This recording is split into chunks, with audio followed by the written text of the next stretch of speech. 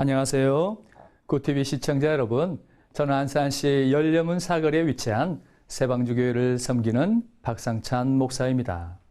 오늘은 거룩한 교회라는 시 한 편을 낭송해 드리므로 함께 은혜 입기를 간절히 소망합니다. 제목, 거룩한 교회. 거룩한 교회는 하나님의 꿈이요, 소망이요, 비전이며 영원한 경륜이요, 크고 놀라운 비밀입니다. 거룩한 교회는 그리스도의 신령한 몸이요, 구원의 방주요, 말씀이 새겨진 언약의 법궤요, 생명의 만나 항아리요, 택함받은 제사장 된 쌍난 지팡이요, 부활입니다. 거룩한 교회는 그리스도의 피가 가득한 거룩한 잔이요, 극한 고난의 형틀이요, 못 박혀 죽은 십자가요, 육으로 죽어야만 하기에 무덤이요, 영으로 살아내기에 부활의 기적이요, 물과 성령으로 거듭난 자들에게 주어진 천국이요, 첫째 부활에 이른 자들에게 허락된 하나님 나라입니다.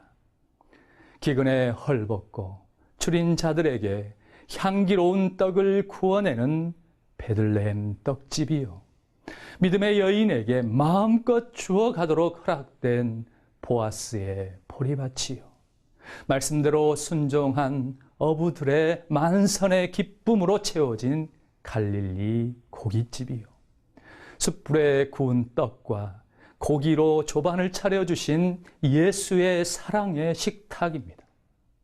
사람들이 이해 못할 높은 산 위에 세운 배요, 구원받기로 예정된 모든 사람이 타야 할 심판을 면할 구원선이요, 주의 크고 놀라운 심판의 날, 재림의 날에 택함을 입은 자들의 잔치집이요, 통곡의 애굽의 날에 출애굽할 자들의 문설주의 피를 바른 구별된 처소입니다.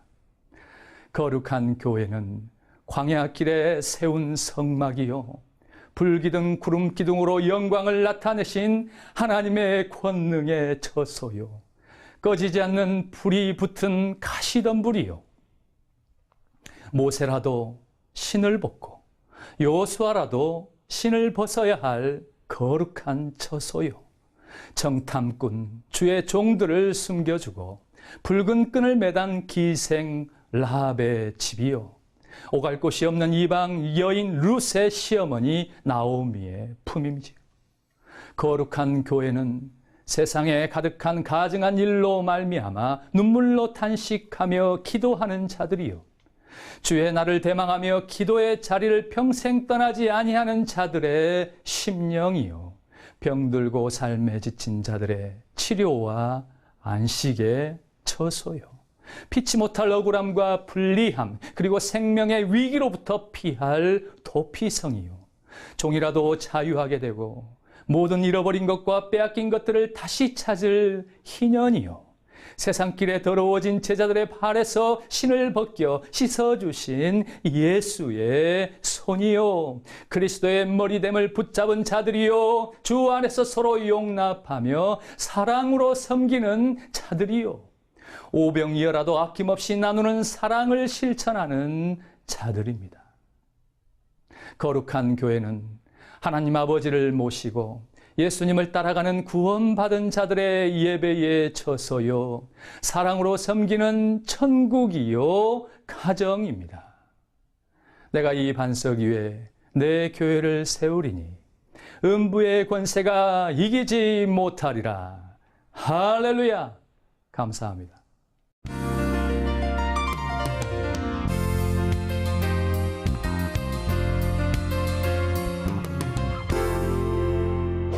할렐루야, 굿TV 시청자 여러분 반갑습니다. 저는 수원 예성교회를 담임하고 있는 성찬경 목사입니다.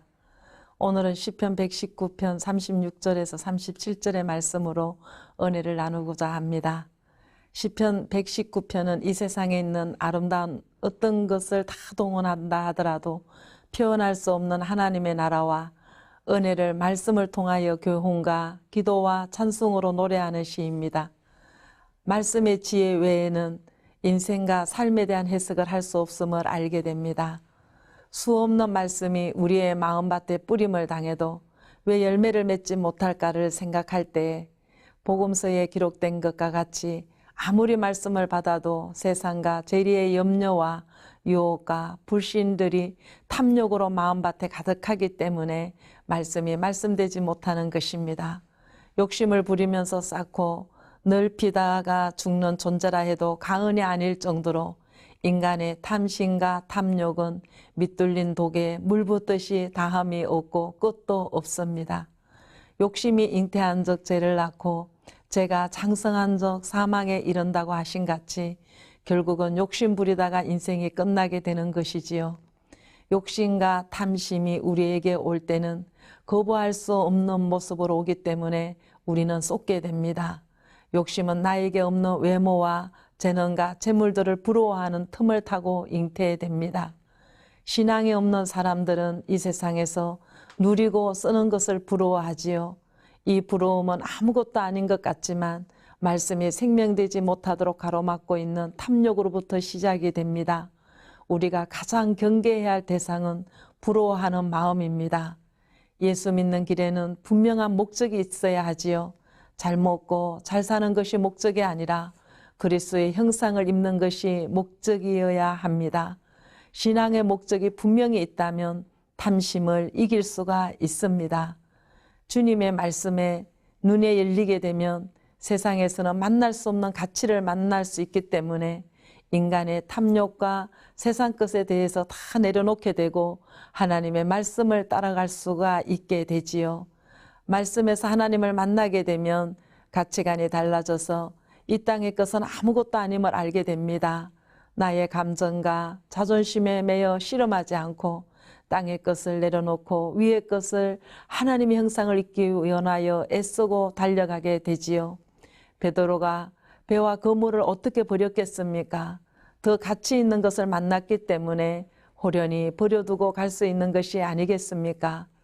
세리로서 수입이 있다는 것은 식민지인으로 기득권을 가진 로마인 못지않게 누리고 살 수 있는 보장이 있다는 말인데 마태 또한 말씀에 붙잡힌 바 되어 그 보장된 직업을 다 내려놓고 주님을 따를 수 있었다는 것은 현재의 삶보다도 더 가치 있는 것을 만났다는 것을 뜻하는 것입니다. 시편 119편의 기자는 인생을 살아본 사람입니다. 헌신도 해보고 충성도 해보고 성령의 체험도 해보고 하나님의 은혜를 누렸던 사람이었습니다. 그런데 첫사랑이 점점 퇴색되면서 믿음이 변질되는 것을 본인이 느끼며 하나님 앞에 내 마음이 주의 증거를 향하게 하시고 탐욕으로 향하지 말게 하시기를 기도를 합니다. 그동안의 삶에서 주의 증거를 많이 받으며 살았다는 말입니다. 변질되어서는 기쁨도 없어지고 자기 마음이 점점 탐욕으로 가고 있음을 본인도 괴로워하며 37절에는 허탄한 것을 보지 말게 하시고 주의 도에 나를 소승케 하소서라고 기도를 합니다. 시편 기자가 주 앞에서 신령한 하나님의 세계를 체험하지 못했다면 이 땅의 것을 취하고 누리는 것이 마땅하다고 생각했겠지만 이것보다 더 위의 것을 찾을 수 있었다는 것은 가치관이 바뀌었기 때문입니다. 우리는 마땅히 성령으로 스승을 삼고 인도함을 받아서 진리와 생명으로 들어가 거룩함을 입어야 하는데 가다가 보면 세상 것에 빠져 씨름을 하고 하나님이 정해주신 위치에 있지 못하며 어그러진 길에 서게 됩니다. 그런 자신을 발견하게 될 때마다 주께 엎드린 시편 기자와 같이 온전한 고백을 할 수 있는 저와 여러분이 되기를 축복합니다.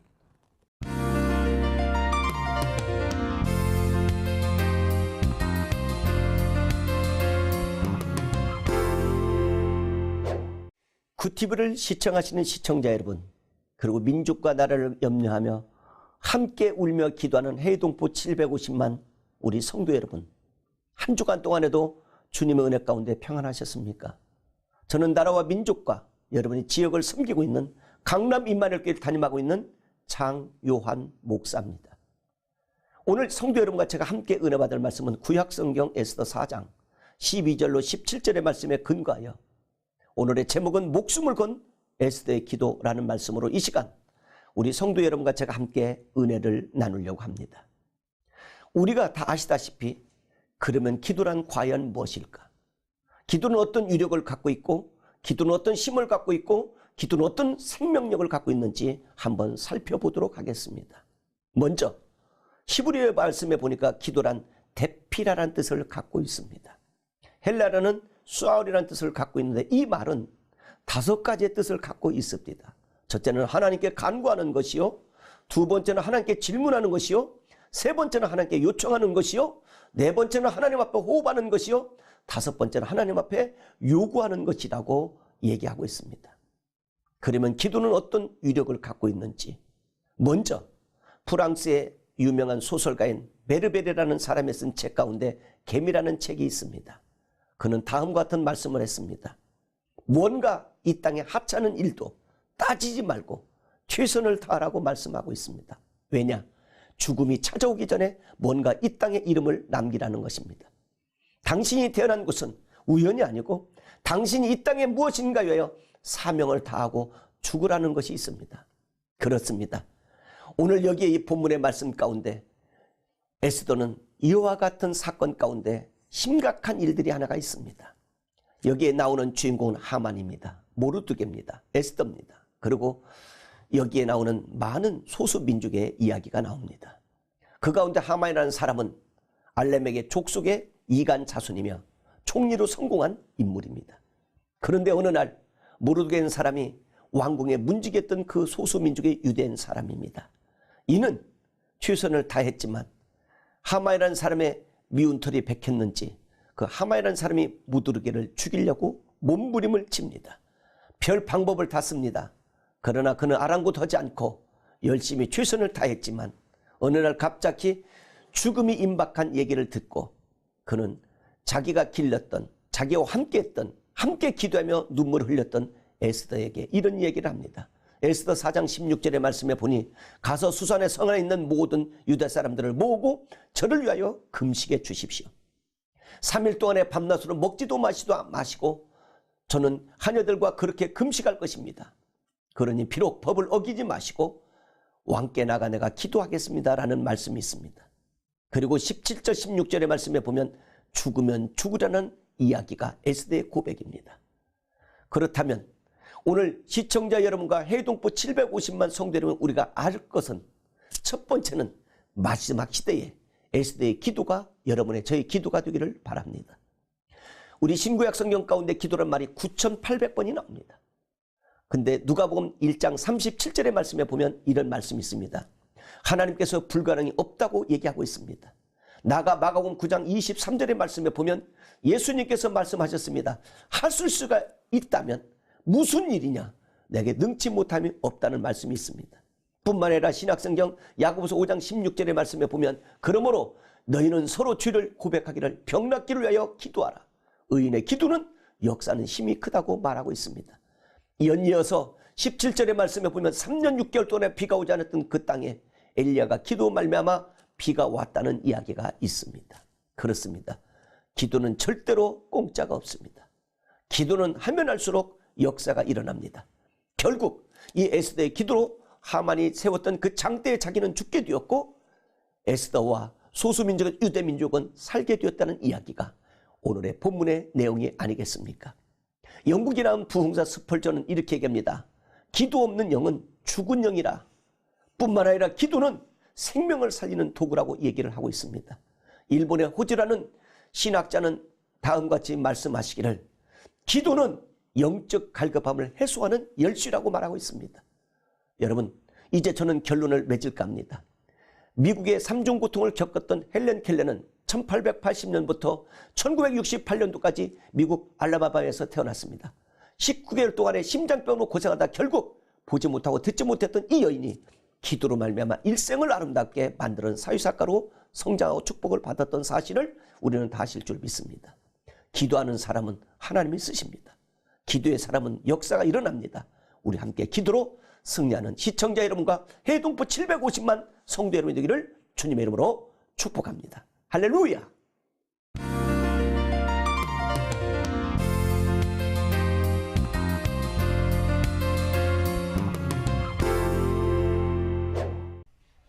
안녕하십니까? 그 TV 시청자 여러분, 저는 세계제일교회 김현종 목사입니다.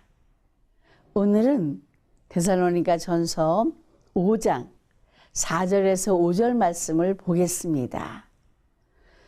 형제들아, 너희는 어두움에 있지 아니하매 그 날이 도적같이 너희에게 임하지 못하리니 너희는 다 빛의 아들이요 낮의 아들이라. 우리가 밤이나 어둠에 속하지 아니하나니 라고 말씀하셨습니다. 우리는 마태복음 24장, 마가복음 13장, 누가복음 21장의 말씀에 나오는 모든 징조들을 보고 그날의 때를 짐작할 수 있게 된다는 말씀입니다.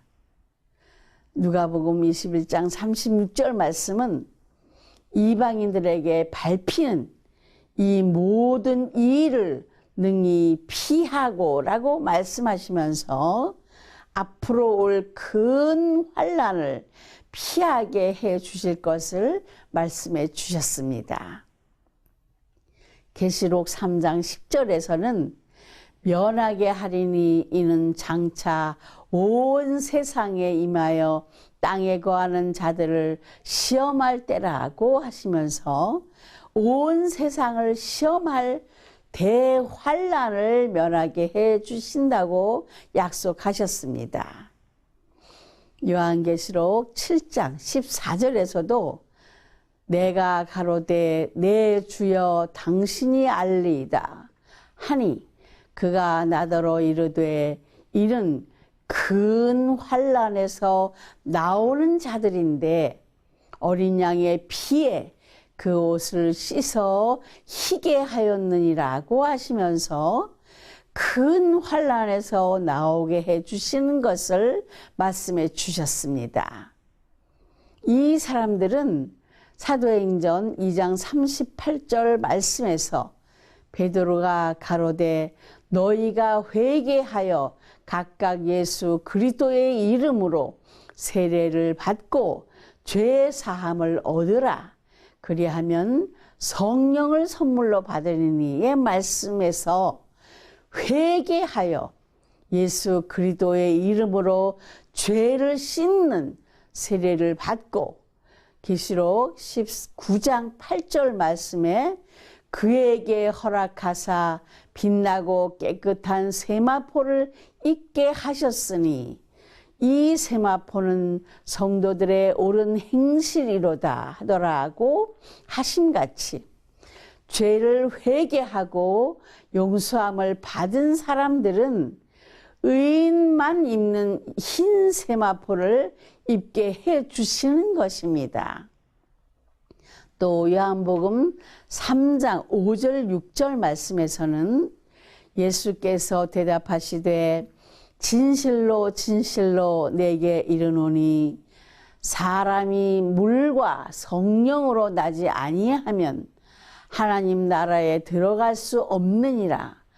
육으로 난 것은 육이요 성령으로 난 것은 영이니 라고 하신 것은 육은 물로 죄를 씻는 세례를 받고 영은 성령을 받아서 영과 육이 거듭나야 하나님 나라에 들어갈 수 있다는 말씀입니다. 또 이사야 61장 2절 말씀에서 여호와의 은혜의 해와 우리 하나님의 신원의 날을 전파하여 모든 슬픈 자를 위로하되 라고 하시고 데살로니가 전서 4장 16절에서 18절 말씀에서 주께서 호령과 천사장의 소리와 하나님의 나팔로 친히 하늘로 쫓아 강림하시리니 그리스도 안에서 죽은 자들이 먼저 일어나고 그 후에 우리 살아남은 자도 저희와 함께 구름 속으로 끌어올려 공중에서 주를 영접하게 하시리니 그리하여 우리가 항상 주와 함께 있으리라. 그러므로 이 여러 말로 서로 위로하라고 하시면서 슬픈 자를 위로하되라고 하시고 이 여러 말로 서로 위로하라고 말씀하셨습니다.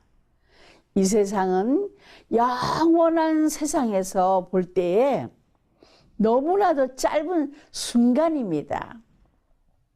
조금만 더 참고 기다리라고 위로해 주신 말씀입니다. 매미가 허물을 벗고 나가면 그 넓고 창창한 세계가 있는 것처럼 우리의 미래의 세계가 얼마나 멋있을지 기다려집니다. 감사합니다.